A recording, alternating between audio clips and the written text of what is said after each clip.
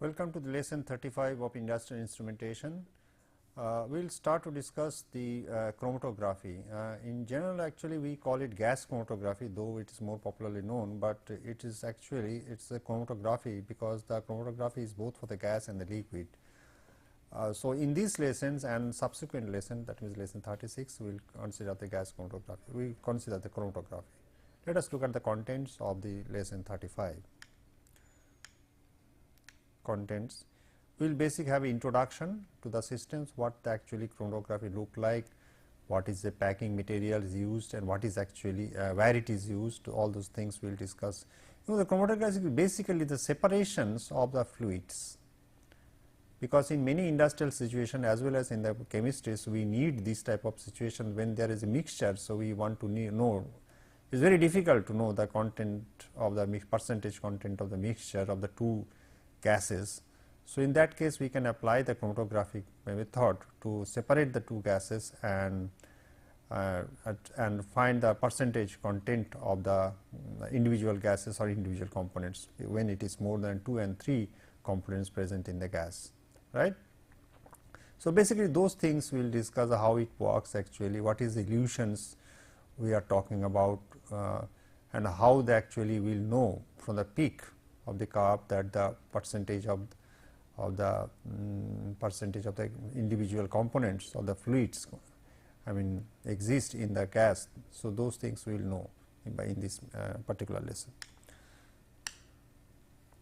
Introduction, then we have basic chromatography. We will discuss the basic chromatography here. At the end of the lesson, the viewer will know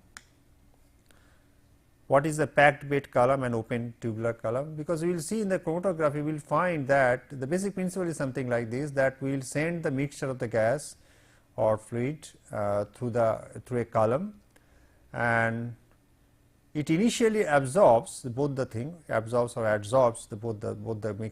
mixture, but we will see that depending on the characteristics of the individual components, it will elute, that means it will relieve or it will release the gas or fluid, okay, with the difference of time, right. So, that by that actually we can know, we can measure the contents, or we can measure the concentration of the gas. So, this is the basic philosophy of the, we have different detectors, all those things will be discussed these lessons as well as in the lesson 36. So, we need that the column react, those tubular column or packed bed column, so through which the mixture will be passed. So, we will discuss what is the packed bed column and open tubular column. Then we have what are the different partition forces that are present between the solutes. Okay. Terms like partition coefficient, retention time, selectivity factors, all these things we will know in this particular lesson. How does the plate height, we will see what is the height, plate height and the various other factors affect the column efficiency, because efficiency of column is very important, not only to know the contents of the individual components of the gas, because it depends on the material of the column. So, efficiency of the column, it will also distinguish between the two contents, two components very nicely, otherwise it is very difficult to find the percentage contents of the individual components in the mixture. Quantitative analysis of the chromatogram, how we can make quantitative analysis of this gas chromatography or chromatogram. The plot which we will get from this chromatography, we call it chromatogram.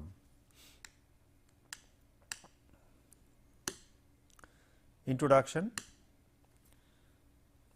Chromatography is a method used to separate or to analyze complex mixtures. The component to be separated are distributed between two mutually immiscible phases, stationary phases and mobile phase, which are brought into contact. So, there are two phases, these terms we will very frequently refer throughout this lesson, that means stationary phase and the mobile phase. The stationary phase forms the bed and the mobile phase percolates through it. So, we have a bed, we see the packed bed column and we are talking about. So, that stationary phase will make that bed and the mobile phase will percolates through it. Why do we use chromatography? Why do you need this gas chromatography or chromatography in general? Let us look at. It can separate complex mixtures with great precision. This is most important thing. right. I have two mixtures or two or three gases in a particular mixtures. I want to precisely know, that means first of all you have to separate. If you can't separate precisely, you cannot measure the contents of the individual gas, right. So, the precision in separation is also very important in the case of gas chromatography. So, that is the reason I am telling it can separate complex mixtures with great precision. Even very similar components like proteins varying only by a single amino acid composition can be separated. This is most important. People, I mean, in many cases we need this type of separations. Okay. So, different components, okay, different chemical compound with even with a single amino acid differences can be separated.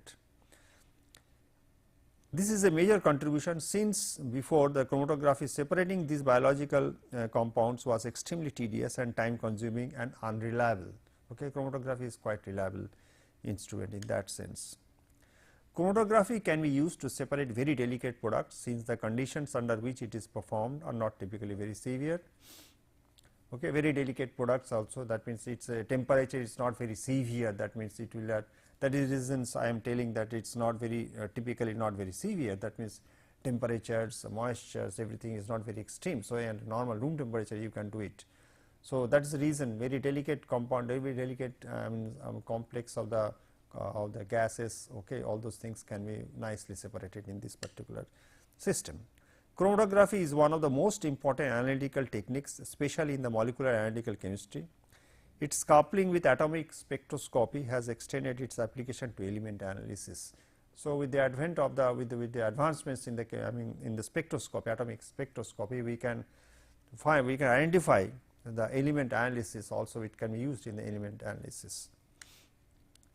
The information obtained by the gas chromatography is not only useful for the researchers in organic chemistry or biochemist who wants to know what the material he or she has synthesized in the laboratory or separated from the living tissue, but also to the industrial scientists and engineers. Okay. That is the reason we are discussing in this course of industrial instrumentation. It has a tremendous application in industrial instrumentations, where we need to separate, okay, where we need to compositions of the gases, okay, especially compositions of gases is important to know. I mean, it is very important parameters in many situations of his own or competitor products, because suppose a unknown products is coming. So, we do not know what is the composition. So, with the gas chromatography we also know not only the percentage, but also know that what is the different composition of the gases present, right.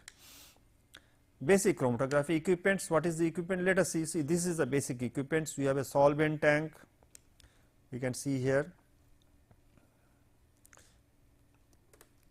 You see, we have a solvent tank here, right. We have pump. So, through a pump we are putting it, and there is a feed injections, it is coming here, and it is through a column it is going. Now, we will see that how this column, because it will retain there for some time, after that it will dilute, it will release one by one the gases. Okay. So, that will be detected by the recorder, and that will be ultimately recorded in a recorder, strip chart recorder, XY recorder. So, that type of cases we can find the, so from the peak we can know the percentage compositions of the gas, right. Column. What is column? The column is where the actual separation takes place. Okay. Separation of takes place. Usually initially all the column, all the gas will, all the mixture will go inside. So, it will retain depending on the properties. So, it will elute one after another, the gas one after another, right. It is usually a glass or metal tube of sufficient strength to withstand the pressures that may be applied across it, right. It contains the stationary phase and the mobile phase, which runs through the column and is adsorbed or absorbed on the stationary phase, right.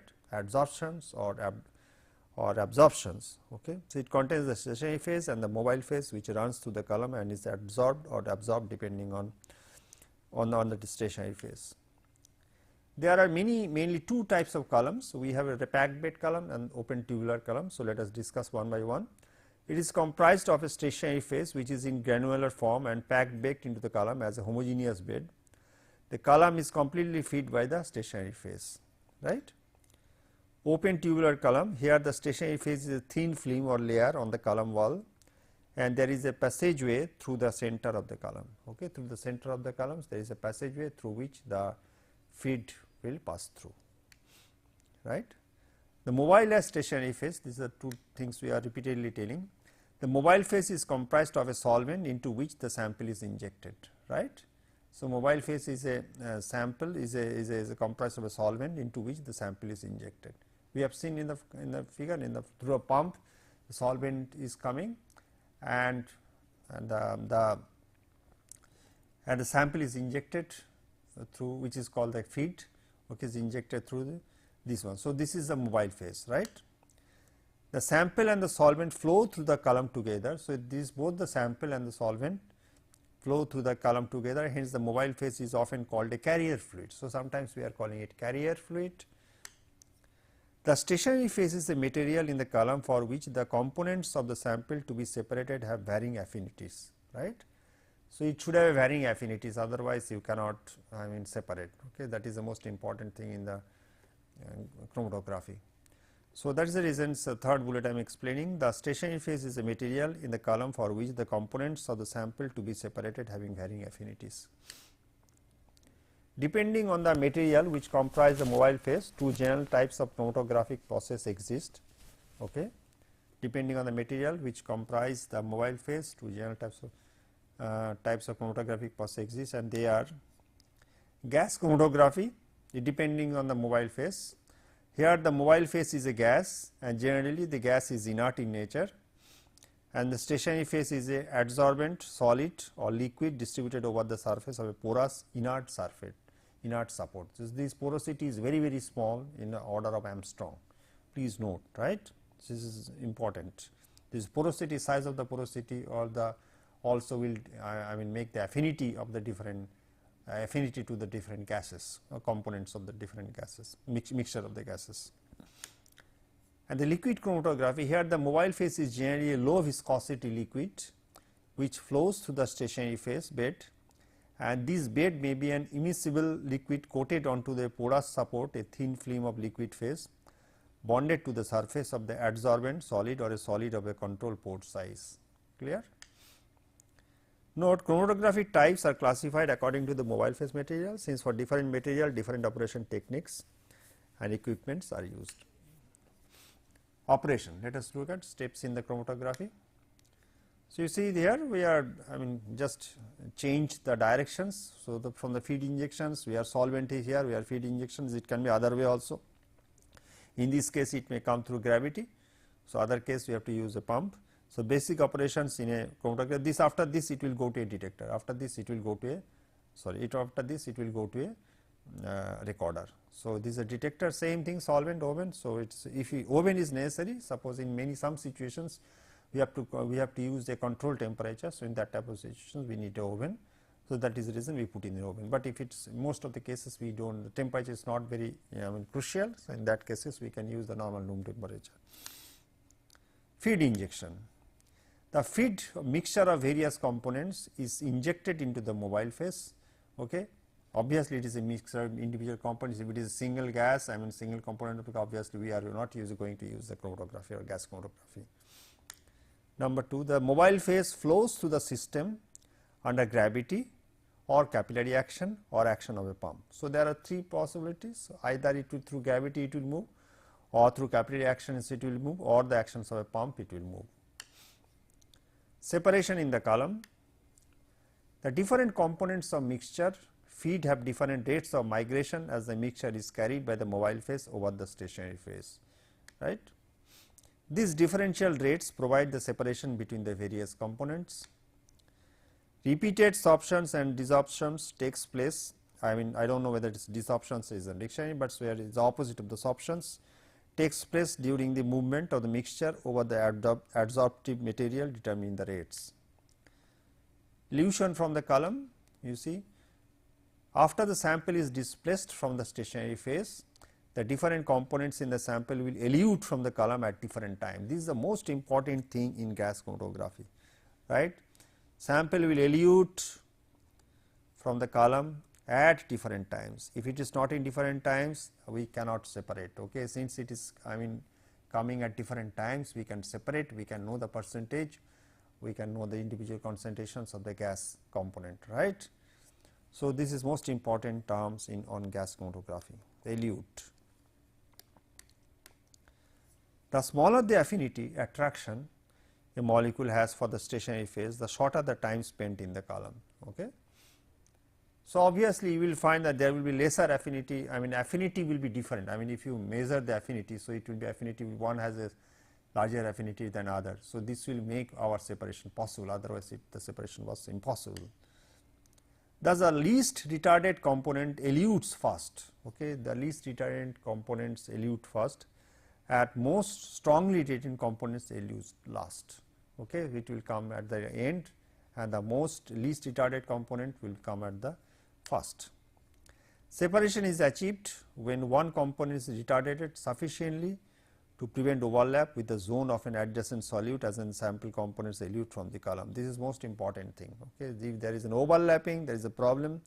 So, separation is achieved when the one component is retarded sufficiently. Okay. So, this is the word you see, sufficiently to prevent overlap with the zone of an adjacent solute as a sample component elute from the column. We will see later on, so it will come like this one, okay, peak like this one.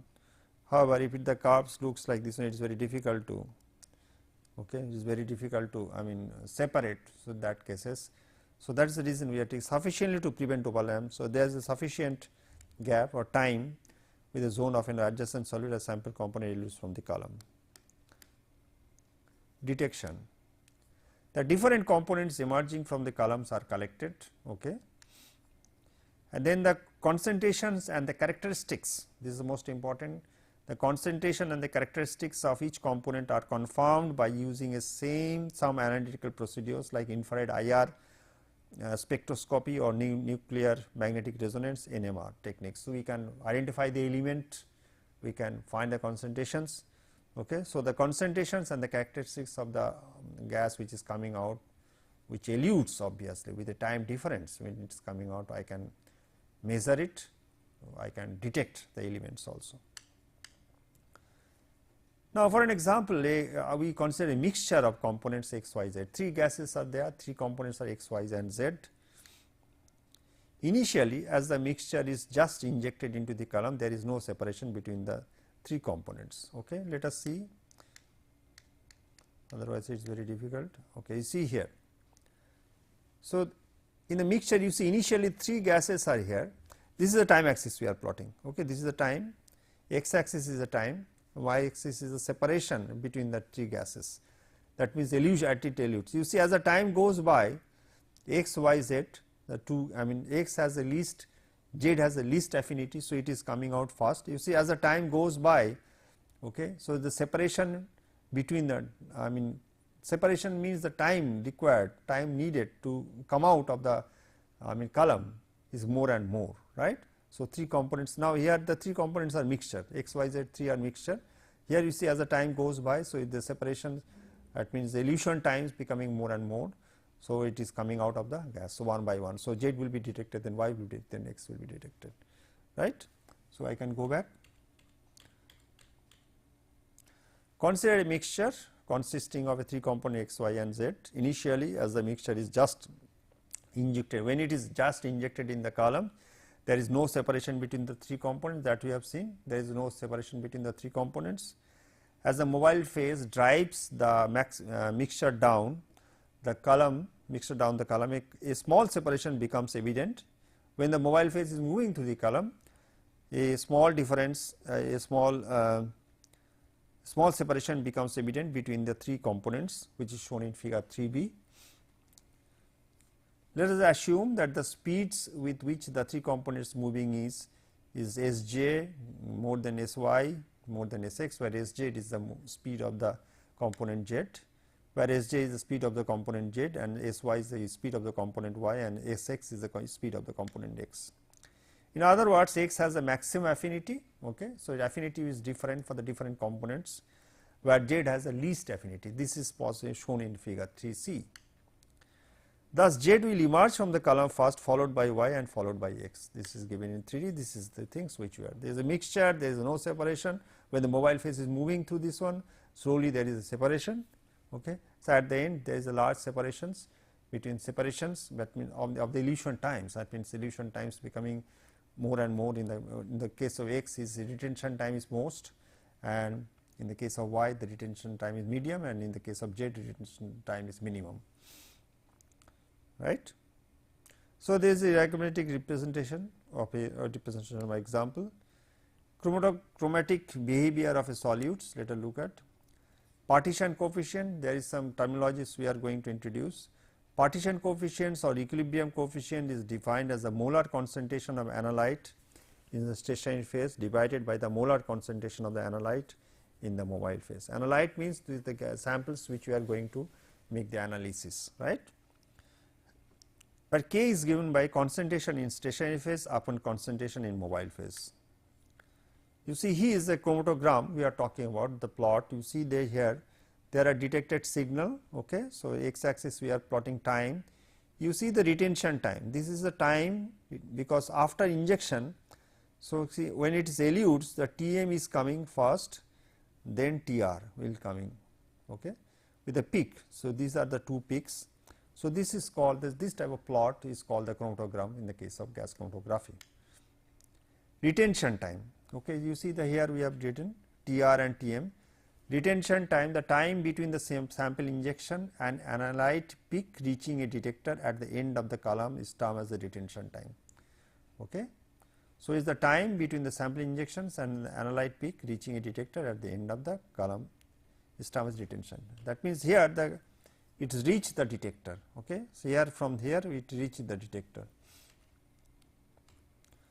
Tm is the time taken for the mobile phase to pass through the column is called Tm. Time taken by for the mobile phase to pass through the column is called Tm. Okay. So, this individual gas we have shown, one component of the gas we have shown that it is retention time Tr, and Tm is the time. Obviously, we can see that the Tr is obviously that Tr should be more than Tm in all the cases. So, time taken for the mobile phase to pass through the column is called Tm. So, we will get similar graph, similar type of Tr, that means we will get similar Tr. This is for one gas, we can get, we will get this for the several other gas or the mixture of the components. Each analyte is a sample, in a sample will have a different retention time, right, that is I am saying. So, we are showing for a single element. Okay. So, there will be, if you have a two such gas, gas which is making mixture. So, we will have two retention time Tr1, Tr2, if you have 3, so on, right. Retention factor K dash, this is another, it describes the migration rate of an analyte on a column. Okay. It is also called the capacity factor K dash equal to Tr minus Tm by Tr. Okay. Obviously, it is a positive because Tm is always less than Tr. When an analyte's retention factor is less than 1, elution is very fast. Okay. That is very undesirable. Elution should not be very fast. If the elution is fast, so it is very difficult to analyze, make the analysis. Typically, ideally, or I should say typical retention factor for an analyte is between 1 and 5 or to be 1 and 5. Okay. Selectivity factor alpha, it describes the separations of the two components say A and B on the column. It describes the separation of the two components say A and B on the column. Alpha equal to K dash B upon K dash A. Okay, two components we have K dash B and K dash A. Alpha is greater than 1 always, therefore, in the above equation we have assumed A elutes faster than B. So, A is coming out faster than B. Column efficiency, band broadening and the resolution, these are the important parameters. A solute zones pass through the column, they broaden and the concentration at peak maximum gradually falls. Right. This will be more important, more clear when you show the graph. This broadening is important as it ultimately affects the resolutions. Okay. That means how close the characteristics, in the case of suppose the measurements, suppose I have a voltmeter. So, resolution means what? What is the minimum voltage of separations it can detect? Whether it can detect 2.77 and 2.776 volt or only 2.7 or 2.6 volt. Okay. Obviously, the voltmeter which can have a resolution of which can measure 0.001 volt. So, obviously, that will be preferred. Similarly, in this case also, in the case of resolution 2, it is the broadening. If it is broadened, so it is obviously we say the resolution is poor.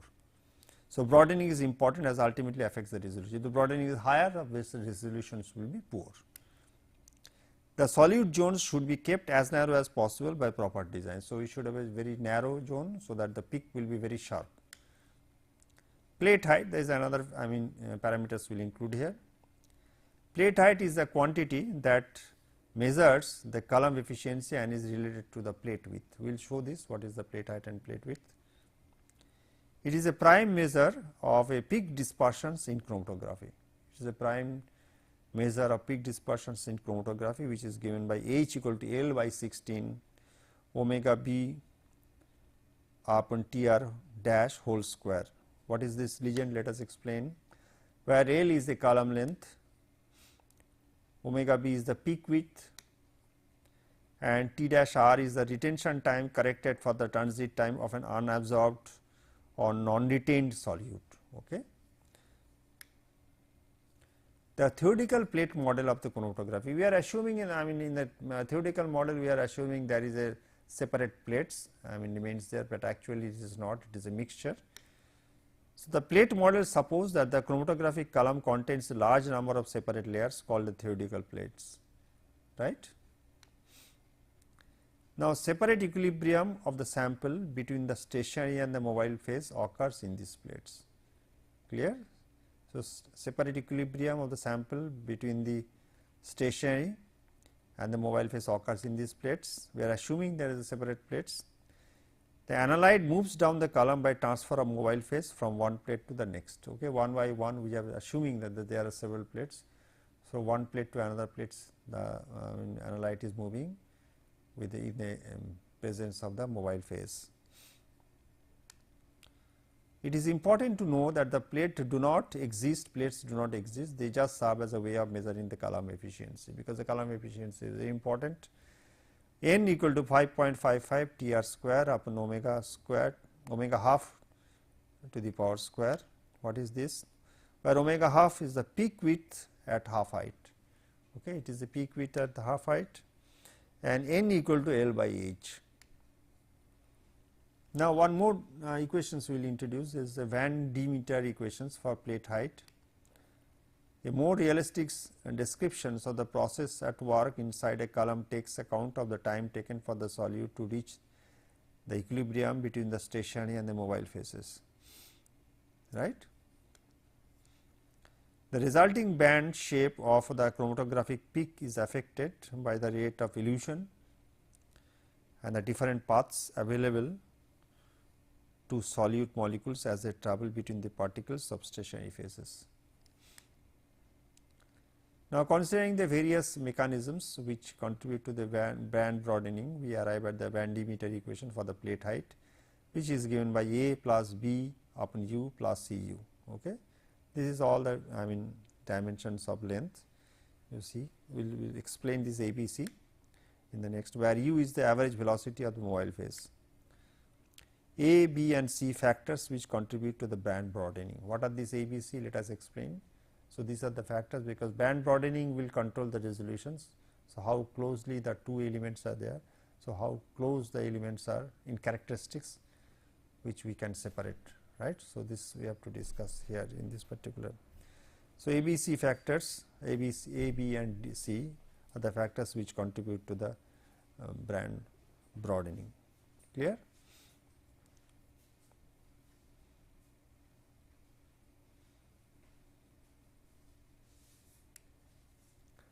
Now, A is actually what are the factors? Let us three factors we talk about.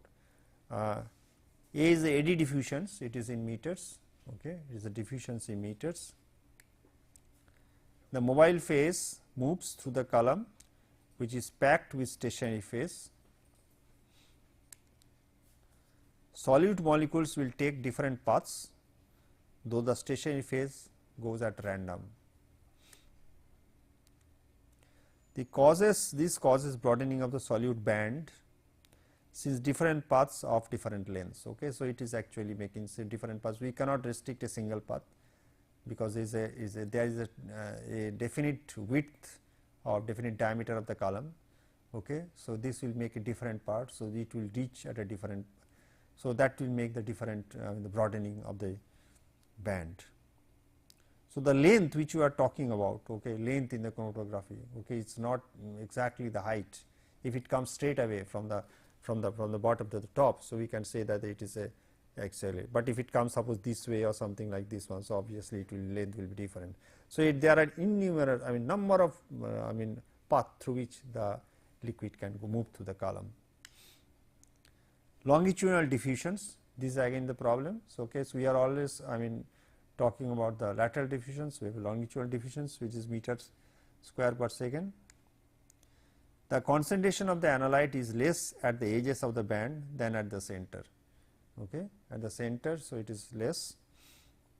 Okay, so, obviously, if it is not homogeneous mixture, because it is a mixture after all, it is not a compound, that is entire this column that through in which we are actually putting the all the materials, okay, which actually I mean absorbed or adsorbed and elutes the gases or liquids, right. So, obviously, it is very difficult to make the concentration. We are assuming that the concentration of the analyte is less at the edges and band than at the center. Hence, analyte diffuses out from the center to the edges, causing band broadening. Okay. So, it is going out to the so this band broadening is there. If the velocity of the mobile phase is high, then the analyte spends less time on the column, okay, which decreases the effects of the longitudinal diffusions. Is high, then the analyte spends less time on the column, which decreases the effects of the longitudinal diffusion, right. Now, resistance to mass transfer, which is I mean component C. The analyte takes a certain amount of time to reach equilibrium between the stationary and the mobile phases. Okay, it takes a certain amount of time to reach equilibrium between the stationary and mobile phase. If the velocity of the mobile phase is high, the analyte has a strong attraction for the stationary phase. Then the analyte in the mobile phase will move ahead of that in the stationary phase. The band of analyte is broadened now again. Okay. So, you see here, so the a typical Van de Meter plot. So, minimum plate height is like this one. So, we are saying that assuming the plate height is like this one, optimum velocity will give you this one, right, which will make the minimum plate height. Resolution is another important factors. Another measure to know how well the species have been separated is provided by the measurement of resolution, right. The resolutions of the two species A and B is given by R equal to TRB, retention time of the component B minus retention time of the component A upon 0.5 plus omega A plus omega B. Scale up of chromatographic columns, because depending on the different dimensions and the volume of the liquids, you have to scale up. Now, there is some typical formula how we can scale up because I have the existing laboratory column, I mean laboratory model. If I want to use it industrially with a large analytical, I mean quantity and volume flow of the gases. So, obviously, I have to increase the dimensions. So, I have to think of dimensions. How will I choose this diameter of the diameter and the length of the column, that is to be discussed now. During many instances, it becomes imperative to increase the size of the chromatographic column in order to increase the production capacity of a process. Doing so will require a scale up of the column to suitable size for the job. The scale up of chromatographic column is obtained by maintaining the same column length and increasing the cross sectional area. So, we are changing the cross sectional area, increasing the cross sectional area. Okay.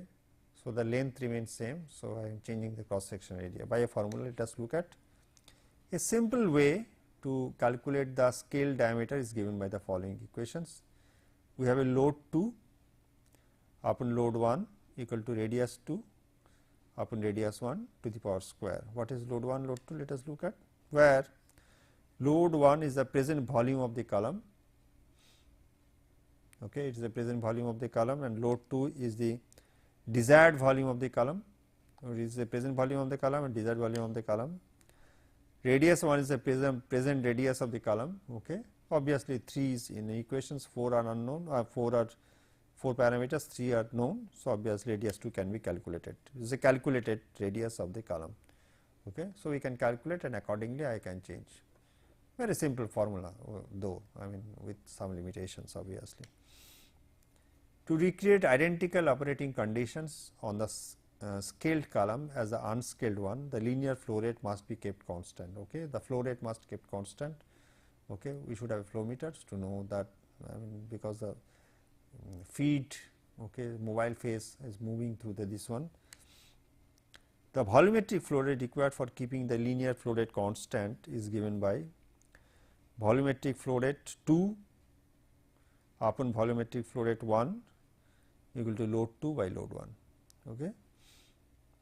So, obviously, we know that here in this case we have volumetric load 2, from this we can calculate the parameter. What is where volumetric flow rate 1 is the present volumetric flow rate, that is for the laboratory models, and volumetric flow rate, calculated volumetric flow rate, that is we can calculate. Okay. Now, quantitative analysis, this is also very important in the case of gas chromatography, right. Let us look at that. Peak area integration, what is that peak area integration? Let us look at. In column chromatography, the analog signal generated by the detector is graphically recorded in the form of a chromatographic peaks, right, which is called the chromatogram, that we have seen. It looks like this. Okay. So, it is coming like this one, if I take.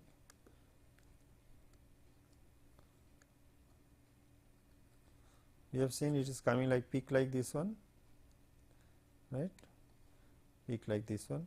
So, this is called the chromatograph, right. The area under these peaks can then be integrated in a variety of ways. Okay. So, we are integrating that areas and the resulting data related to the composition of the samples can be studied. This is most important thing. Now, we come to the detector side. Once we have, I mean, with some detectors we can collect the analog signals, electrical signals. Okay. Now, it will be plotted, right. So, the area under these peaks can then be integrated in a variety of ways and the resulting data related to the composition of the samples can be studied, right, because the area will give you the relative contents of the different compositions. The ways in which the area under the peak can be calculated are as follows. There is various method by which areas can be calculated. We will discuss one by one. Height times width at the half height. Height multiplied by this basically height multiplied by the width at the half height. What is that? It involves multiplying the actual peak height with the width of the width at the half height, right. It looks like this, that means I will show you actual peak height. Suppose you have a peak height is this, okay. This is multiplied by the half height, width of the half height, you have multiplied by this. Suppose this is x, this is y. So, x into y is the height times width, okay. Height times width at the half height will give you the measure of the integration. A new baseline is drawn for measuring peak height and the width of the half height, since the normal zero signal baseline causes large deviation due to tailing, right. Planimetry, this is another method of integration. In this method, the peak is traced with a planimeter, a mechanical device which measures area by tracing the perimeter of the peak. Okay. In this method, the peak is traced with a planimeter, a mechanical device which measures the area by tracing the perimeter of the peak. Planimetry is less precise than the height width integration due to errors caused from the placing the baseline, tracing the peak outline and obtaining a rating. Triangulation. In this method, tangents are drawn to the sides of the peak at the inflection points in the area of the triangle formed by these tangents and the baseline is determined. Okay. So, it looks like this. I have a peak, here. Okay. Okay, I should not do.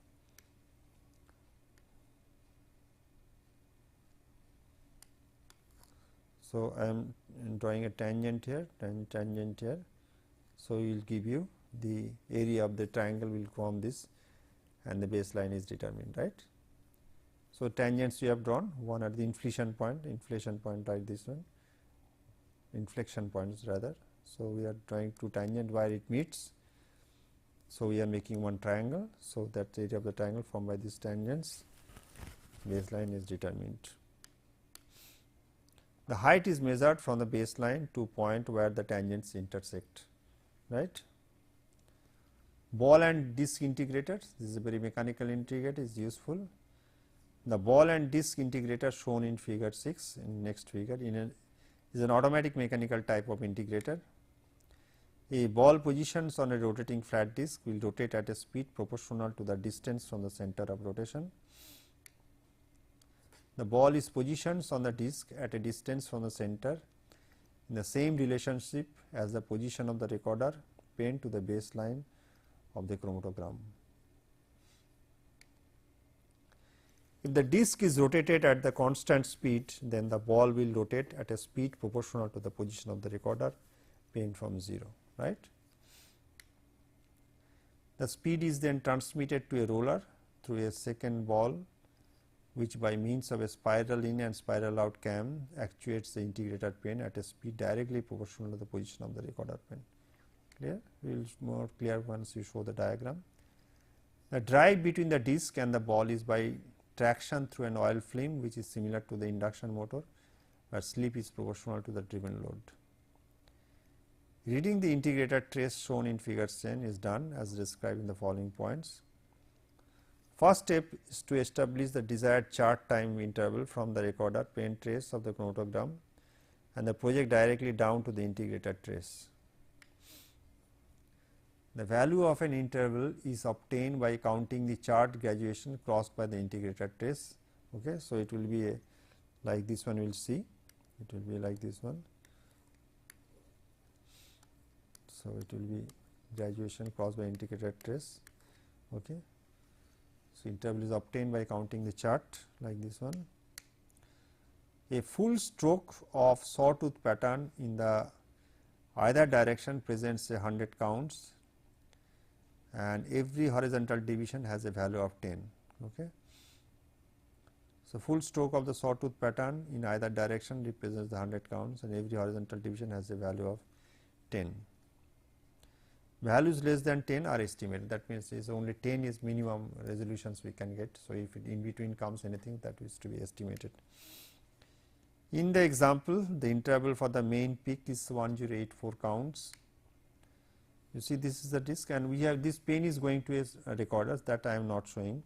Spring, there is you have a ball and the disc, this input linkage is here, this is a pulsar element, this is a roller, okay, and these are time motors. So, it is going to the pen. In the next graph will show, you see here this pen goes here, which is recording on a chart, right. So, ball and disc integrator schematic. So, this is about the gas chromatography basic recorder. Okay. Let us look at the plot now. You see there are total 1084 counts from 0 to 1083. So, we estimation on the peak areas with ball and disc integrators. Okay. So, we have making 10 divisions here. So, each has a 10 counts here. So, we will get 1084 counts here. Okay. So, with this we can estimate the peak areas of the gas chromatography, peak areas of the systems. Okay. Now, gas chromatography, as you know, it is extensively used not only for analytical, because as the beginning we said that the initially it is not only for making the analysis of the gas mixtures which is coming out in some industrial process, but also to know, suppose there is some other company is making some particular mixture of gases, what is the components of the gases. It is very vague, though it is very difficult to tell. Now, once you separated the gas components, obviously you can make the analysis, you can several other method to know what is the component, but the basic separation is the most important thing. When you have to use one by one, it will come.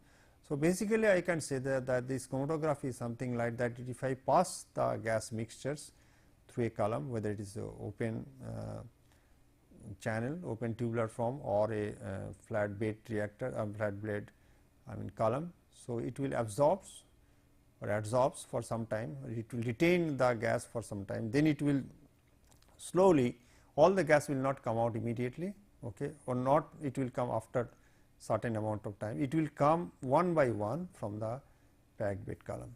So, this actually makes our gas chromatography feasible, right. Now, in this case, one thing we should know that this is, it has a tremendous, not only in the chemistries, it has a tremendous use in the industrial operations. In many situations, you know, we have to trace the presence of gases or the gas mixtures in with the process. So, that type of situation we can collect a sample gas, okay, and inject through this one through the in a feed, because we have seen that we have a stationary phase and the mobile phase.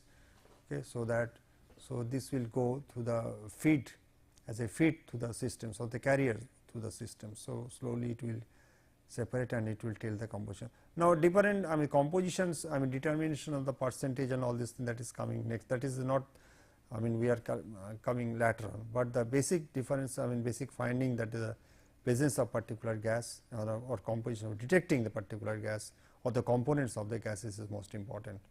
Later on, you can use the spectroscopy and all this thing, find what are the elements of the gases are there, mixture of the gases there. First, the separation. So, this is the only method the mankind so far developed. It is a very excellent method, as so far you know, to find the making the separations. Okay, before that, as I told you, this is very unreliable method. This is a quite reliable method, and it is not that sensitive to temperatures, and although in some cases we have to maintain the particular temperature while you are calibrating, but in most of the cases the temperature, maintaining the temperature is not very crucial. That is the reason you were saying it is not necessary, it is not very harsh, it is not very severe environment while you are. So, in many cases, suppose some gases, suppose it is getting decomposed, okay, or in some other particular temperature, that type of cases also we can use the separation. In other method, you can have high temperatures and all this, or low temperature, those things are not necessary in the case of gas chromatography. So, with this I come to the end of the gas chromatography 1, and in lesson 36 we will continue with this particular of the chromatography, which is the chromatography 2.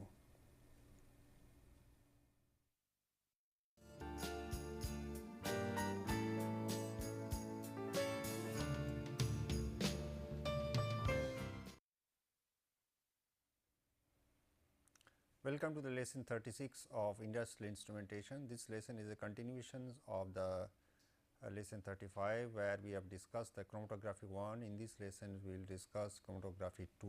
So, let us look at the contents. This is a chromatography 2, as I told you. The contents are gas chromatography, liquid chromatography, chromatogram. Okay, so we will see that in this particular lesson, so we will discuss how the chromatogram should look like, and what are the, if the multiple peaks comes, and what are the problems, what exactly the shape of the chromatogram should be. That depends finding the concentrations of the different components of the gas and liquids precisely. At the end of the lesson or end of the chapter, the viewer will know different equipments and different operation techniques used in gas and liquid chromatography, different detectors used in the chromatography and their purpose and their classification. We will find there are different types of detectors available. There are thermal conductivity detector, there are film ionization detector, there are electron capture detector. So, there are different, the principles are somewhat different, though the thermal conductivity detectors are the oldest one and most widely used detectors in the gas chromatography. But we will discuss the other detectors also, where you will find that we will making derivatives of the particular element of the mixture, so that to find the concentration accurately. How do operating conditions like pH value, temperature affect the chromatogram? Okay, so we will find these things also, the pH value, though it's not very important in the case of gas chromatography, this is very important in the case of liquid chromatography. Gas chromatography, already that we have discussed. Gas chromatography makes use of a pressurized gas cylinder and a carrier gas such as helium, which is inert in nature, to carry the solute through the column, because we will find, we have discussed this thing, that there is a column and through column this the gas should flow, right, and there is a packing material inside the column. So, which will absorb and elute it after some time one by one. Gas adsorptions, that is gas solid chromatography, involves a packed plate comprised of an adsorbent used as a stationary phase. Common adsorbents are zeolites, silica gel and activated alumina. These are the most common sort of adsorbents are used in the chromatography.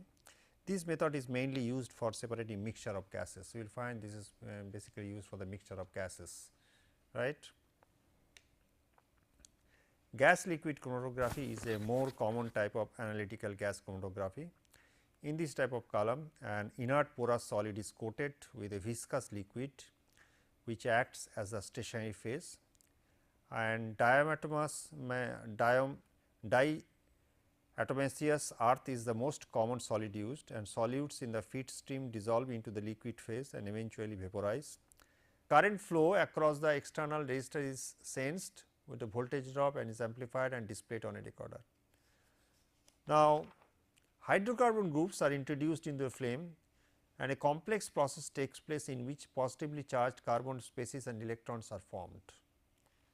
Now, the current is greatly increased. Okay. Now, this flame ionization detector responds only to the substance that produce charged ions when burned in a hydrogen air flame. So, that is most important thing.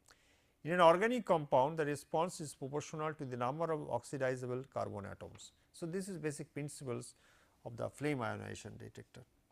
Now, if I look at the thermoionic emission detector, you see this is thermoionic emission detector. It is principally something different. It employs a fuel poor hydrogen plasma. This low temperature source suppresses the normal flame ionization response of a compounds not containing hydrogen and phosphorus.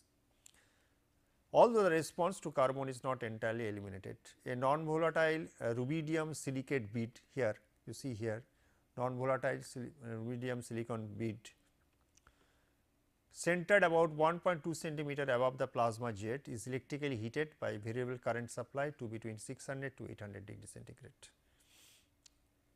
This arrangement permits the fine adjustments of the bead's temperature and independent of the plasma as a source of thermal energy. With a very small hydrogen flow, the detector responds to both nitrogen and phosphorus compounds, and in enlarging the plasma, the changing the polarity between the plasma tip and the collector, and detector responds only to the phosphorus compounds. Okay, so that I can make it nitrogen, I can make it sensitive to the phosphorus compounds also. Now, compared with the flame ionization detector, the thermal emission detector, thermoionic emission detector is about 50 times more sensitive for nitrogen, okay, and about 500 times more sensitive for phosphorus. Okay. So, any traces of phosphorus, any traces of nitrogens can be better detected in the case of thermionic emission detector compared to the flame ionization detectors, though flame ionization detectors also is a comparatively new compared to the thermal conductivity detector. The minimum detectable limit is around 0.06 Pg per second for nitrogen. Okay. So, this is the thing you can see here, that there is a flame tip which is around 1.2 cm above the plasma jet. Okay. So, this is our thermionic emission detector. Last we will discuss the electron capture detector. You see, this is the electron capture detector.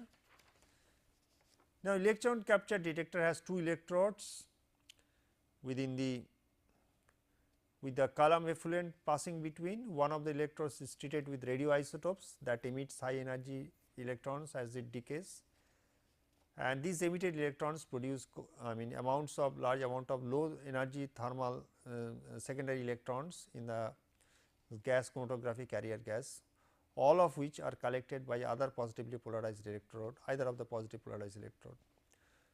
Molecules that have an affinity for thermal electrons, captured electrons, as they pass between the electrodes and reduce the steady state current, thus providing an electrical reproductions of the gas chromatography peak. Of the two general designs, the plain parallel and the concentric cell, and the latter design is preferred, since it is easier to construct a small low loaded volume cell in this form.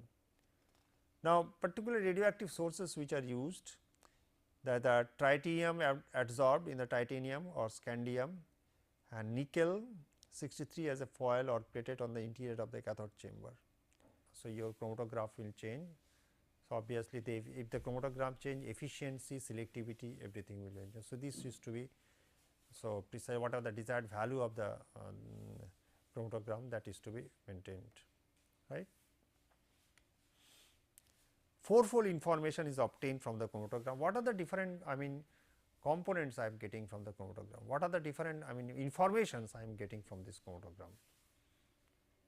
Right, already we have discussed, but let us jot down, right, one by one. The level of complexity of the sample is indicated by the number of peaks. How many, what is the complex mixtures, that we can detect from this one. So, level of complexity of the sample is indicated by the number of peaks which appear. Qualitative information about the sample of composition is obtained by comparing peak positions with those of the standards. Okay. Qualitative information about the sample composition is obtained by comparing the peak positions with those of standards. Quantitative information regarding the relative concentrations, this is most important. So, we are measuring relative, because the sample, if we are not absolute measuring, we are making the relative comparison. Relative concentrations actually we are measuring in the gas chromatography, okay, because otherwise we cannot measure it, because we need the injections and it is only 10 microliter, that is the best. The smaller the sample, better is the detection. Sorry. Quantitative information regarding the relative concentration can be obtained from the peak and area comparison. Column performance can be checked by comparing with the standard outputs. Okay, this column performance also, because if I know the particular, suppose if I want to calibrate the column performance, I know the particular gas which actually we are injecting. Okay, so that time when unknown gas is coming, if I want to calibrate how the column actually working, so the column efficiency can also be can be known by looking at the chromatograph. So, these are the four features which we will get from the gas chromatography. The most important thing is the relative, first of all, what are the different components of the gas present in the mixture. Second thing, the relative, this is the most primordial importance. Second thing is the relative concentrations of the gas or liquid or whatever it may be in the mixture. Okay. So, with this I come to the end of the lesson 36 of industrial instrumentation.